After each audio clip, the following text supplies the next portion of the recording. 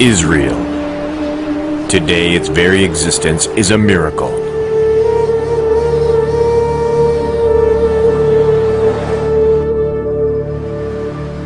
The Bible tells us it is the inheritance of God's chosen people, the Jews. But what does that mean for the people of the New Testament?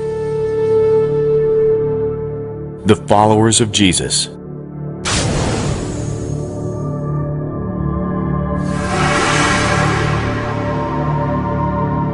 Does Israel have a right to exist? And if so, why should we care?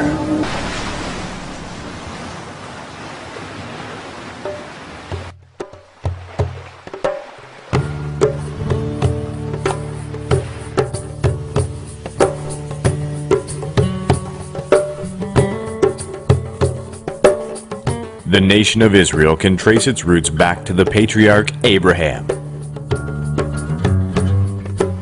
a man chosen by God to be the father of many nations, whose children would be like the stars of the sky.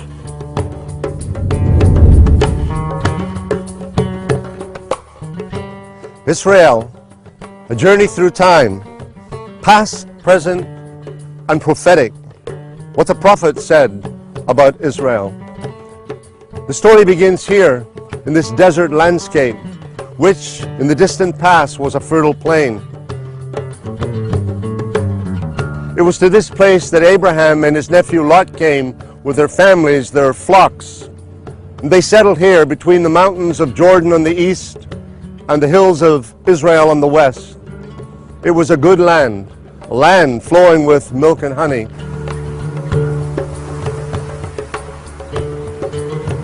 But who was Abraham?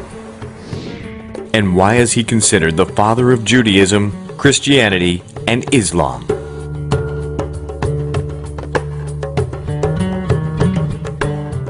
Abraham first appears as Abram in Genesis 11:26. He was born in Ur of the Chaldeans, which is now located in modern-day Iraq. The story of Abraham is an interesting story. It's a story about family and a person who started at the heart of civilization of that time in Mesopotamia, which is today Iraq and Syria, in between the two huge rivers, the Euphrates and the Tigris. Very fertile area, real center of civilization, power, urbanism. And his family, his father, took him and the rest of the family from south there to the place of Ur, moving to Haran. The Bible tells us that Abram, his wife Sarai, and his father Terah set out from Ur of the Chaldeans to go to Canaan.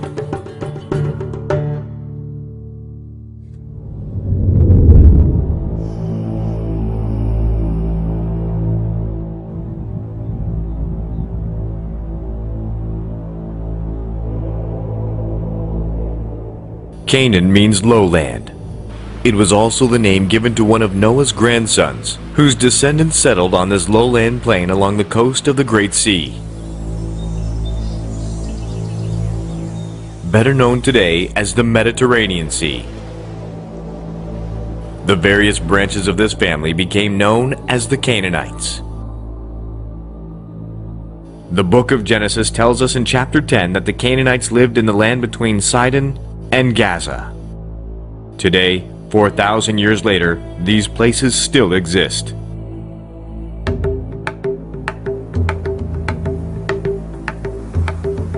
The coastal plain was fertile and ideal for growing crops and fruit.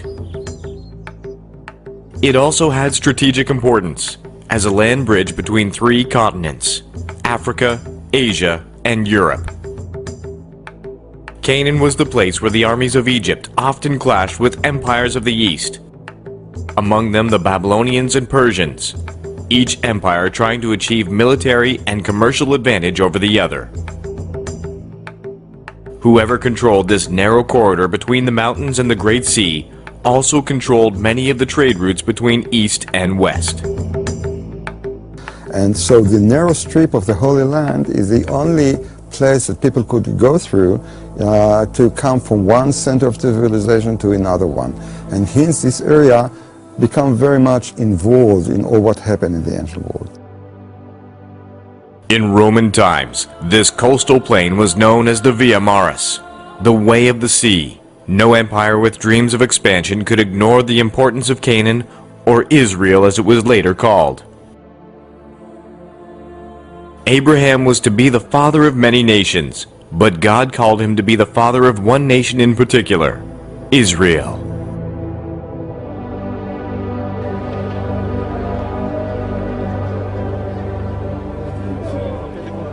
And so God entered into a covenant relationship with Abraham.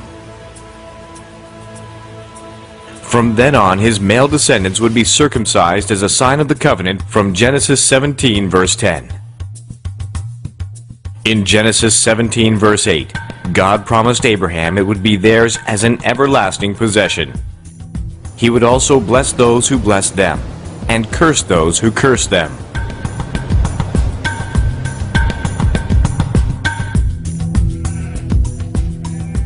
While Abraham and his nephew Lot prospered on the fertile plains of Canaan, they also ran the risk of being contaminated by Canaanite practices, which God looked upon as sinful abominations. Most people have heard the words Sodom and Gomorrah, but many people do not know what the words mean. They're names of cities found in the Bible in the Old Testament. They were cities that were here at one time in the distant past. 5 major cities of the plain, just south of the Salt Sea, or today it's known as the Dead Sea. They were thriving cities here in the land of Israel. But they were full of wickedness, and they were an abomination in the sight of God. The people of the land of Canaan worshipped Baal and Dagon among other false gods. Their practices of worship were sadistic rituals of unspeakable acts, including the sacrifice of children.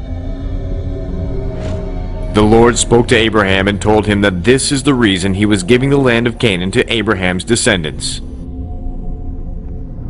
In all the land of Canaan, 2 cities stood out among the rest as being the most evil and wicked: Sodom and Gomorrah.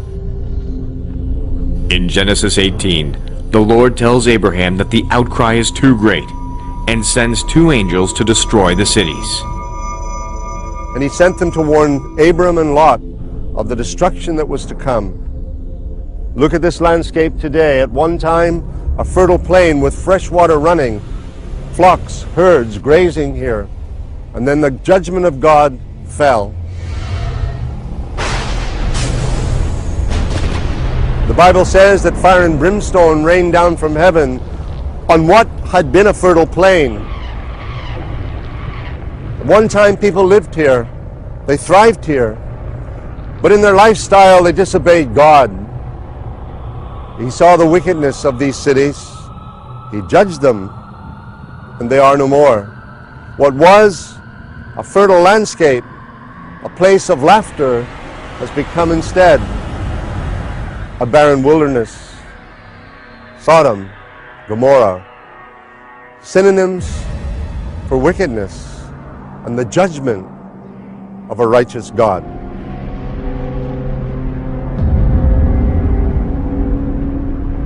But the story of Israel continued because God had promised blessings to Abram and his descendants, and they became Israel.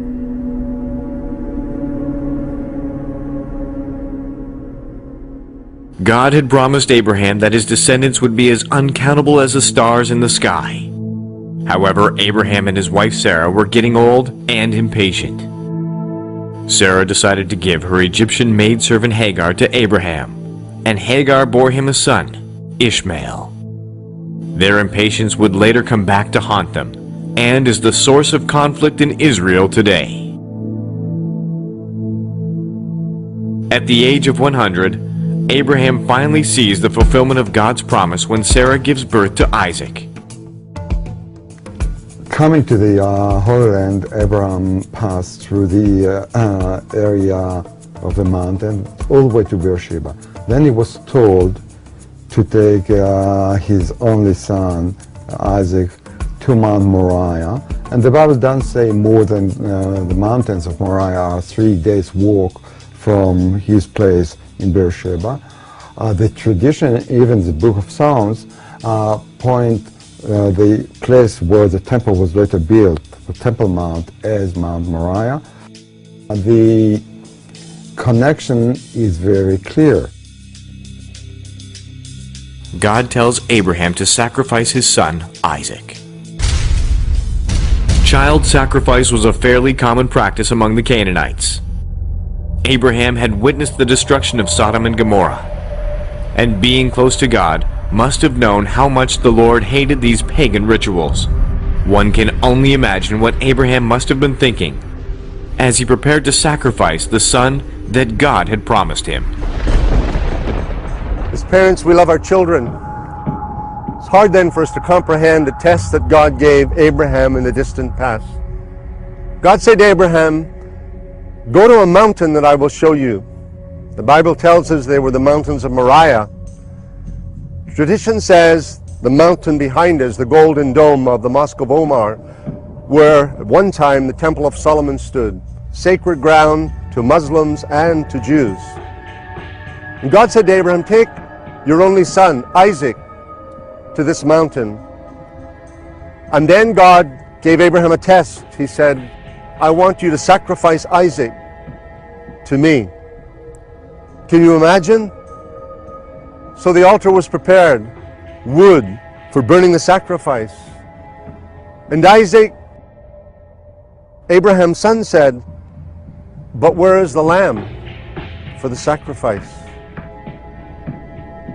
And as Abraham prepared to plunge his knife into his son in obedience to the commandment of God, an angel spoke to him and said, "Do not slay your son." And in a thicket, a ram caught by its horns, it would be the sacrifice. I think of those words of Isaac, Abraham's son, and so many words, "But Father, where is the lamb?"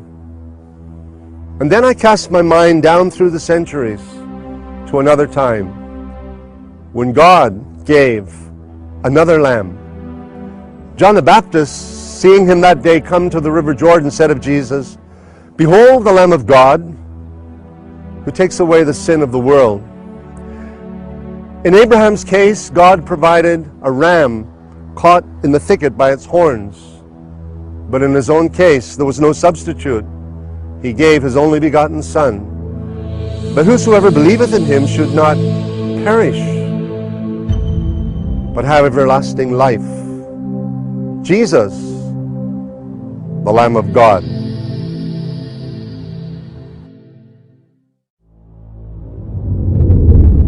While two major faiths now lay claim to the sacred ground of what is known as the Temple Mount, it is important to realize that one is relatively new compared to the other.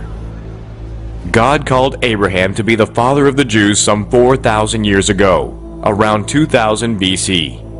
Yet Islam emerged less than 1400 years ago, following the birth and influence of a man named Muhammad.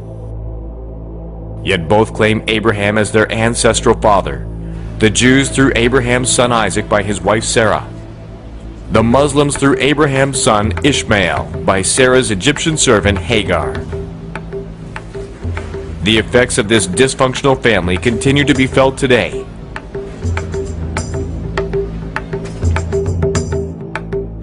The Bible teaches that God's covenant promises to Abraham were to be extended down through Isaac and his son Jacob. The names of Jacob's 12 sons became the titles given to the 12 tribes of Israel, each tribe being comprised of the descendants of each of Jacob's sons and their families. In time, they would be known as the chosen people and heirs of God's covenant promise to Abraham.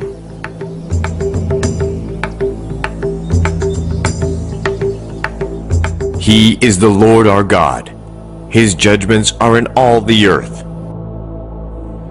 He remembers his covenant forever, the word he commanded for 1,000 generations. The covenant he made with Abraham the oath he swore to Isaac. He confirmed it to Jacob as a decree, to Israel as an everlasting covenant. To you I will give the land of Canaan as the portion you will inherit. I'm always amazed when I'm in Israel, wherever I walk. I'm surrounded by the voices of history. Every meter of ground has some historic significance. Here, I'm standing on a place where in the 6th to 8th centuries before Christ, the kings of Judea had their palaces. We're overlooking the modern and ancient road from Bethlehem to Jerusalem. Jerusalem that way with its Temple Mount, and Bethlehem to the south. It was along this road that Jacob traveled. He was the grandson of Abraham, he and his wife Rachel. And as they approached Ephrat, or Bethlehem as it is known today, she gave birth to her second son. His name was Benjamin. She had wanted to call him Benoni, which meant the son of my sorrow. She was dying even as she gave birth, but Jacob said, no, we'll call him Benjamin, which means the son of my right hand. So Rachel died on the road to Bethlehem, this road behind me, just a little ways to the south. Jacob placed up a pillar over her grave, and the scripture says in Genesis 35 that the pillar is there to this very day. In fact, it is there to this day in the 21st century. One more milestone in the journey of the people of Israel.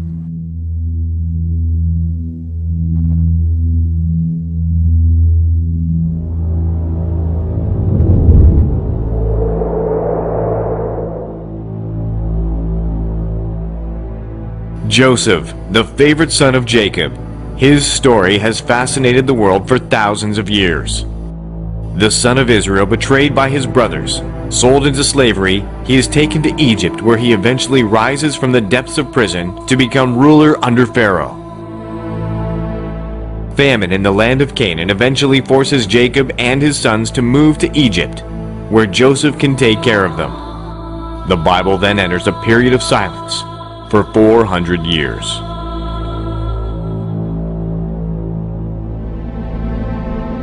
Exodus wakens to find the Israelites, the descendants of Jacob, now forced into slavery by a ruler in Egypt who did not know the history of Joseph and the Israelites. The first chapter of the book of Exodus ends with the horrific order of Pharaoh to throw every baby boy into the river Nile. On the banks of the Nile, a Hebrew woman places her son in a papyrus basket in a desperate attempt to spare his life. Moses is found by the Pharaoh's daughter and taken to be raised as her own. Moses was born as a Hebrew, but raised as a prince of Egypt. As God had been with Joseph some 400 years earlier, now he would be with Moses. Then Pharaoh's daughter went to the Nile to bathe, and her attendants were walking along the riverbank. She saw the basket among the reeds and sent her slave girl to get it. She opened it and saw the baby. He was crying, and she felt sorry for him. "This is one of the Hebrew babies," she said. Then his sister asked Pharaoh's daughter, "Shall I go get one of the Hebrew women to nurse the baby for you?" "Yes, go," she answered, and the girl went and got the baby's mother. Pharaoh's daughter said to her, "Take this baby and nurse him for me, and I will pay you." So the woman took the baby and nursed him. Raised as a prince of Egypt's royal household, Moses learned the ways of the Egyptians, but he remained a Hebrew at heart. One fateful day, he found an Egyptian mistreating a Hebrew slave. Moses intervened and, in an impulsive act, killed the Egyptian. Fleeing for his life, Moses spends 40 years in Midian, where he married his wife Zipporah, and he would learn the ways of a desert shepherd and nomad. But he would do so under the watchful eye of the God of all creation and of Israel.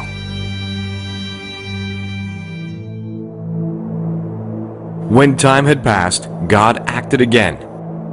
A bush burned in the wilderness, but surprisingly it was not destroyed by the flames.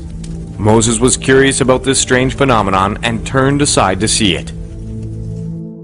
When the Lord saw that he had gone over to look, God called to him from within the bush, "Moses, Moses." And Moses said, "Here I am." "Do not come any closer," God said. "Take off your sandals, for the place where you are standing is holy ground." Then he said, "I am the God of your father, the God of Abraham, the God of Isaac, and the God of Jacob." At this, Moses hid his face, because he was afraid to look at God. The Lord said, "I have indeed seen the misery of my people in Egypt. I have heard them crying out because of their slave drivers, and I am concerned about their suffering. So I have come down to rescue them from the hand of the Egyptians, and to bring them up out of that land into a good and spacious land, a land flowing with milk and honey, the home of the Canaanites, Hittites, Amorites, Perizzites, Hivites, and Jebusites."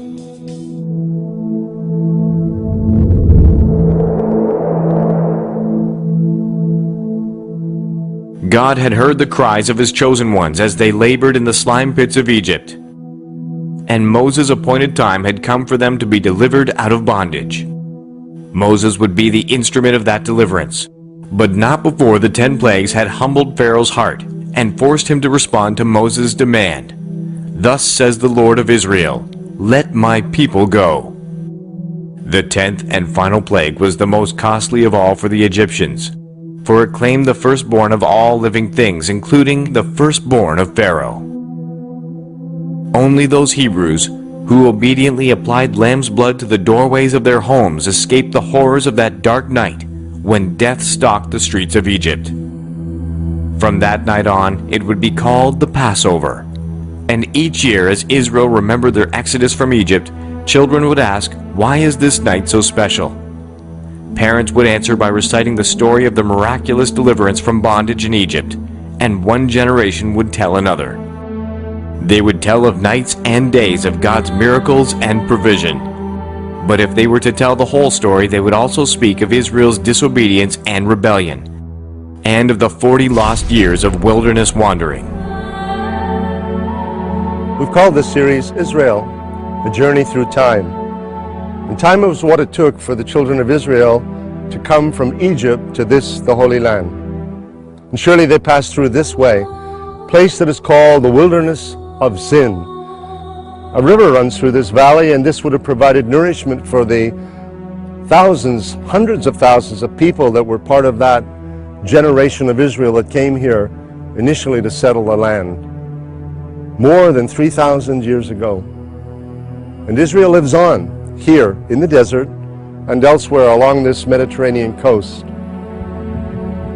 People of God, people in covenant with their God, a peculiar people God called a nation.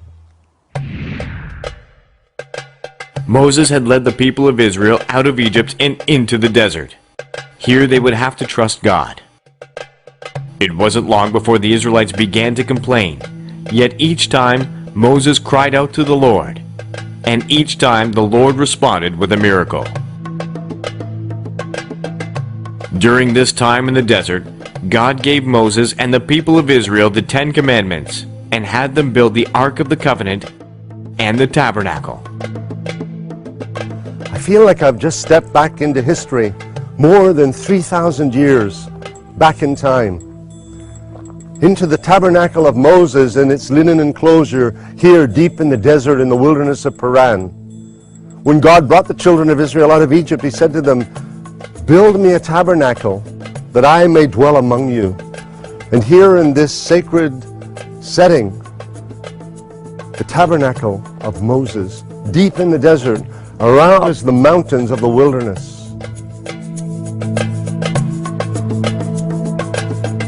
God gave specific instructions recorded in the book of Exodus of the linen enclosure that should surround the tabernacle, with the tribes all around in their specific positions relative to the tabernacle, and then the coverings of badger skins, goat hair, and then the high priest once a year on Yom Kippur, the Day of Atonement, he alone entering the most holy place, sprinkling blood before the mercy seat at the Ark of the Covenant, making atonement for the sins of the children of Israel, keeping their relationship with God righteous, through the sacrifice of animals as God required.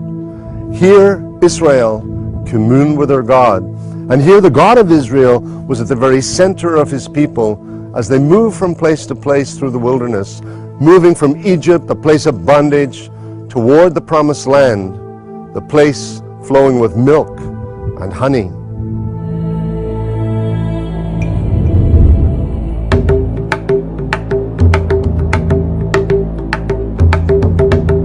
Moses would live long enough to see the promised land, but he would never enter it. The conquest of Canaan would fall to Joshua, Moses' chosen successor. It would be under his leadership that the army of Israel would subdue the Canaanite tribes and claim the land as their God-given inheritance.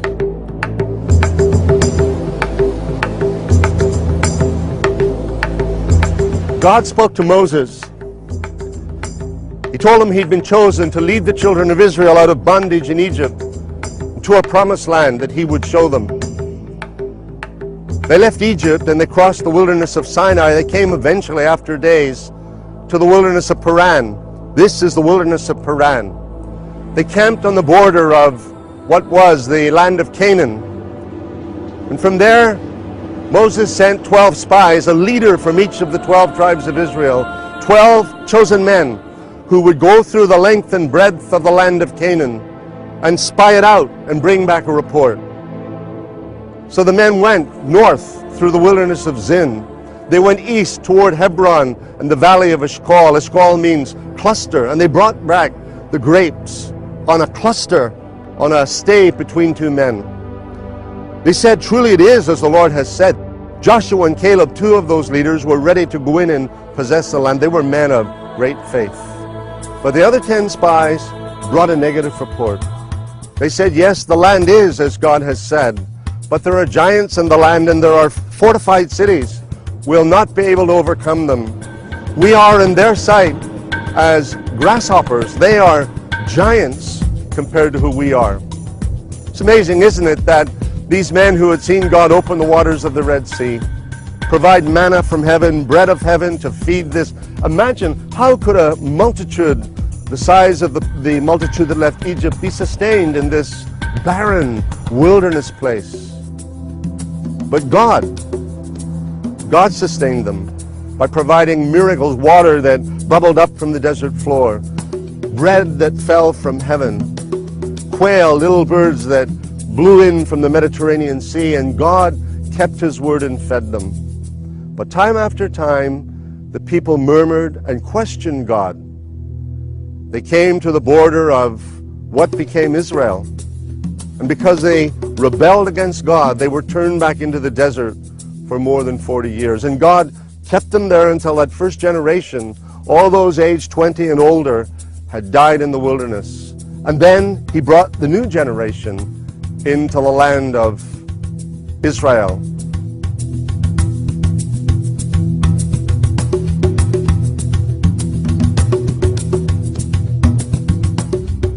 After 40 years of wandering in the desert, the Israelites were finally ready to take the promised land. Under the leadership of Joshua, Jericho was the first to fall. The 12 tribes of Israel eventually took the land God promised and divided it among the tribes.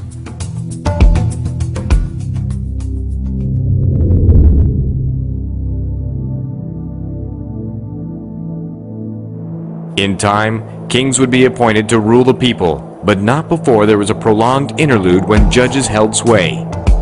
Violent times when sin and rebellion were all too prevalent among Jacob's descendants, and when they eagerly embraced the idolatrous ways of the Canaanites. Even so, God found those who would speak and act for him. Men like Gideon, Samson, and women like Deborah. It is toward the end of this dark period in the unfolding drama of Israel that a young Gentile woman from Moab named Ruth enters the history of God's chosen people.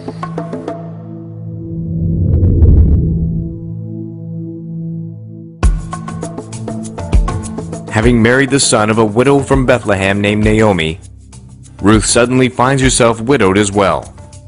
It is then that she makes the momentous decision to leave Moab and return with Naomi to Bethlehem. But Ruth replied, "Don't urge me to leave you or to turn back from you. Where you go, I will go, and where you stay, I will stay. Your people will be my people, and your God, my God." Ruth could not have known then that by her decision to honor Naomi and to be a blessing to Israel, she would be among the first to reap God's promise to Abraham. Ruth's blessing came in the form of remarriage to a relative of Naomi, a wealthy landowner in Bethlehem named Boaz. Their union would produce a grandson named David, who would become God's chosen king of Israel. More importantly, it would be from among Ruth and Boaz's descendants that the long-awaited Messiah would arise, the one the prophet said was to come. He too would be from Bethlehem, but his coming, his words, and his influence would ultimately change the world. His name was Jesus, the Jew who divided history.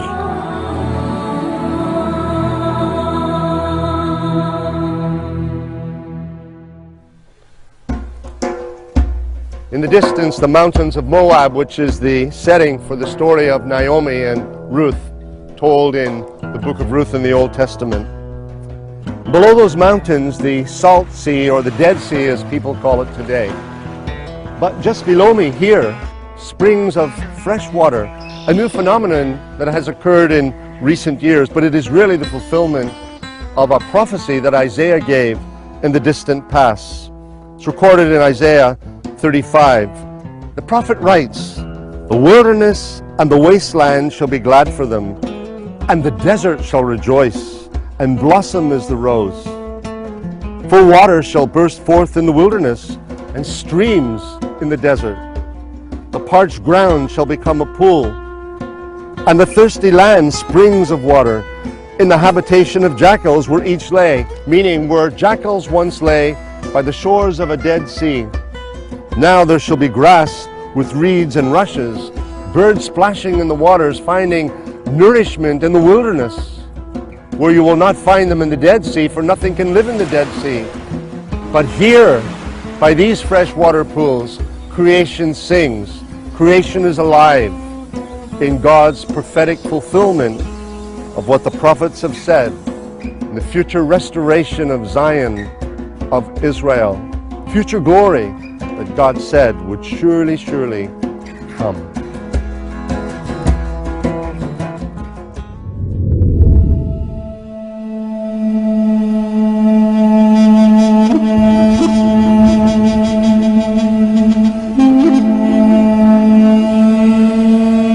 The period of the judges was ending just as the prophets began to appear again in Israel. And while an unnamed prophet had spoken to Israel during the period of the judges, Samuel was the first named among the major prophets to appear. It was as God's prophet that Samuel anointed the first kings of Israel, beginning with Saul. But this did not occur until near the end of Samuel's life, and not before he had appointed his sons to rule as judges in Israel. But Samuel's sons were corrupt in their ways. They were unacceptable to the people, who instead demanded their own king. God viewed this demand as a rejection of his own sovereign rule, yet he granted their wish anyway, coupled with a warning uttered on the lips of Samuel. The people of Israel would live to regret their persistent pleas for a king to rule over them. And so it was that Saul, a man of the tribe of Benjamin, became Israel's first king.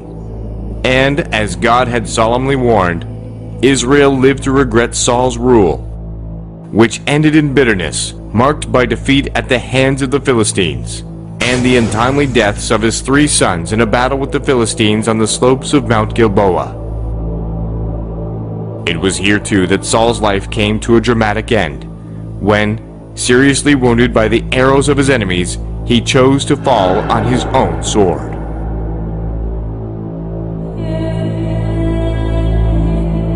In truth, God had already rejected Saul's kingship long before this dark day, for he had not always been obedient to the commands of God. As a result, God took the kingdom from him, promising to give it to another, a king of God's own choosing. David, son of Jesse, great-grandson of Ruth and Boaz, would be the new king of Israel. David, who earlier had been Saul's champion in the contest with the Philistine giant Goliath, was popular with the people of Israel, which only enraged Saul and fueled the fires of his jealousy. More than once he tried to kill David, who was forced to flee for his life to the wilderness. Throughout the long and turbulent history of Israel, men found the wilderness of Judea a place to hide, a place of refuge. When they were running from civilization, they would come here. David came here when he was running away from King Saul, from his anger. Elijah the prophet found refuge in the caves, in the wilderness of Judea. Men could run from other men. They could find refuge here, enough water to drink, enough food to sustain them. But David also found that he could not run from God. While he could escape the wrath of men, God always knew where he was. And he said, David said, "Where can I go from your spirit? Where can I flee from your presence? Wherever I go, you are there." Even here, in the wilderness of Judea, God found David.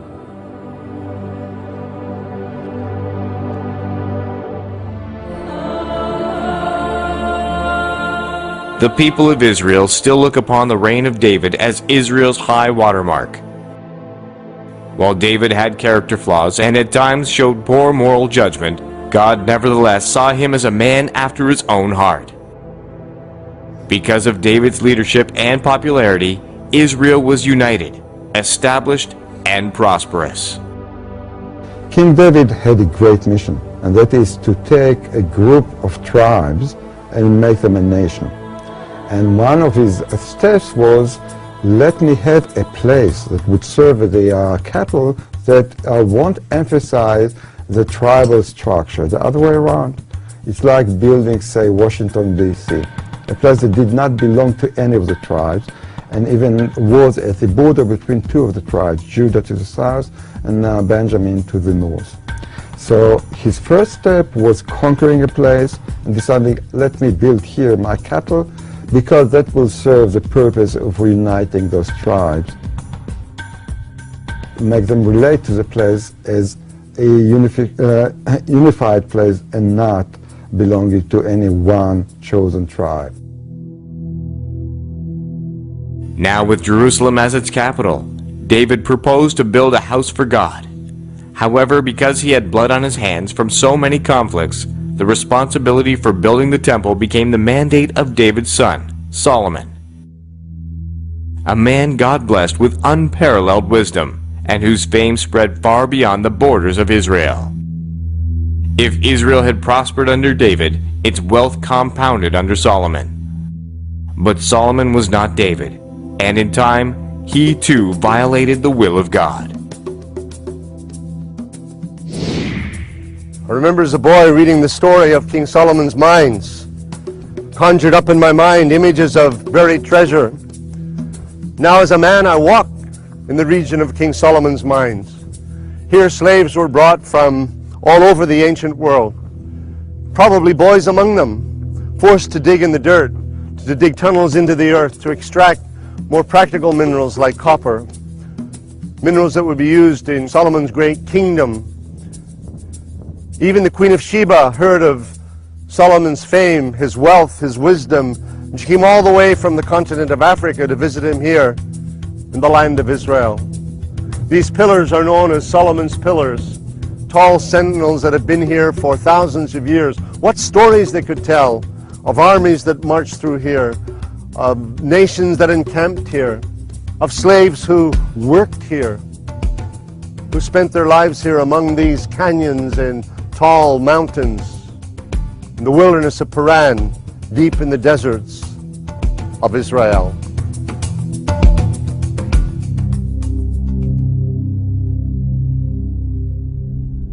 So Solomon did evil in the eyes of the Lord. He did not follow the Lord completely as David his father had done. On a hill east of Jerusalem, Solomon built a high place for Chemosh, the detestable god of Moab, and for Molech, the detestable god of the Ammonites. He did the same for all his foreign wives, who burned incense and offered sacrifices to their gods. The Lord became angry with Solomon because his heart had turned away from the Lord, the God of Israel, who had appeared to him twice. Although he had forbidden Solomon to follow other gods, Solomon did not keep the Lord's command.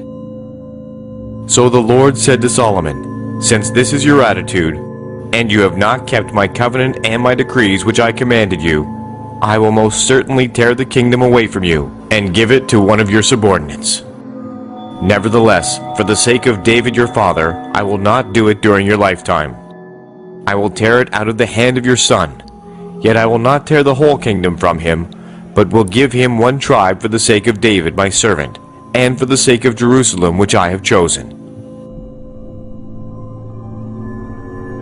And God stirred up adversaries against Solomon, and from that time forward his kingdom knew no peace.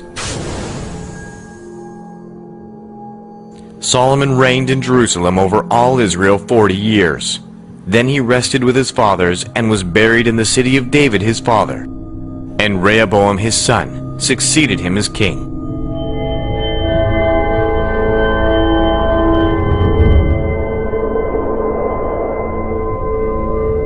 Rehoboam lacked his father's wisdom. Ignoring the advice of the older and wiser elders of Israel, he chose instead to listen to the foolish counsel of his peers, with the result that had been the united kingdom under David and Solomon was now divided.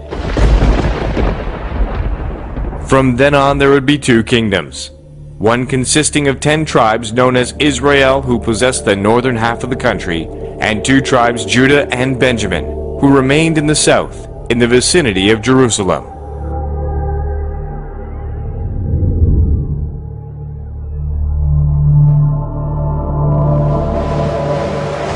Time passed, and in the 8th century BC, the northern kingdom was conquered by the Assyrians, while in 586 BC, the armies of Babylon under King Nebuchadnezzar captured the southern kingdom consisting of Judah and Benjamin. In the process, the Babylonians also destroyed Jerusalem and the temple Solomon had built on Mount Moriah, better known today as the Temple Mount. This brought to an end Israel's most glorious days.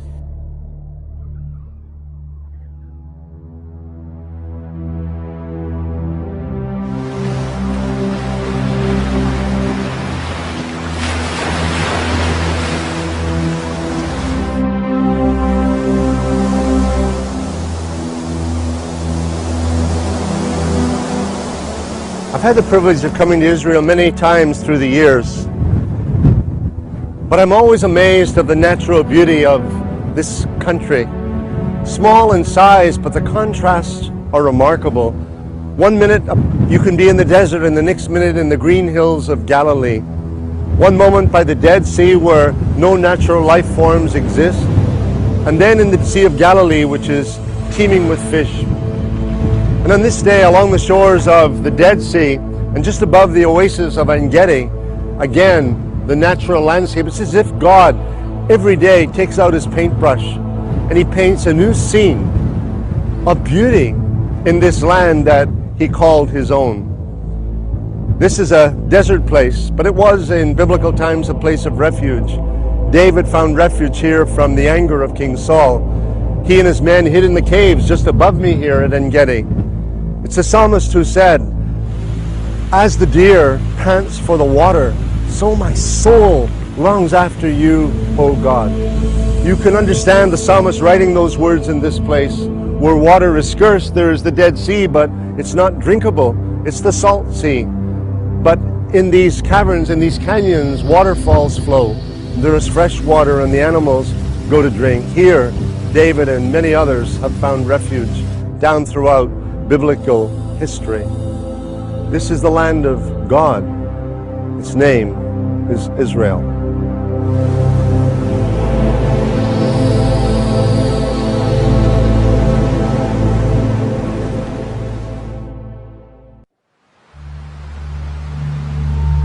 Eventually, all of Israel would fall to Babylon. The survivors are captive in a foreign land for 70 years. During this time, Daniel would be raised up and become a powerful prophet predicting the end times. Israel never again soared to the heights of national pride and influence reached under David and Solomon. In all this time, however, God was never short of a faithful remnant in Israel, much less prophets who spoke to the nation in his name. But then, one day, even the voices of the prophets fell silent. Israel, the land, and the people would struggle to exist. After this, the Bible remained silent for nearly 400 years. Until the strange appearance of a star in the sky, noticed by wise men from the east.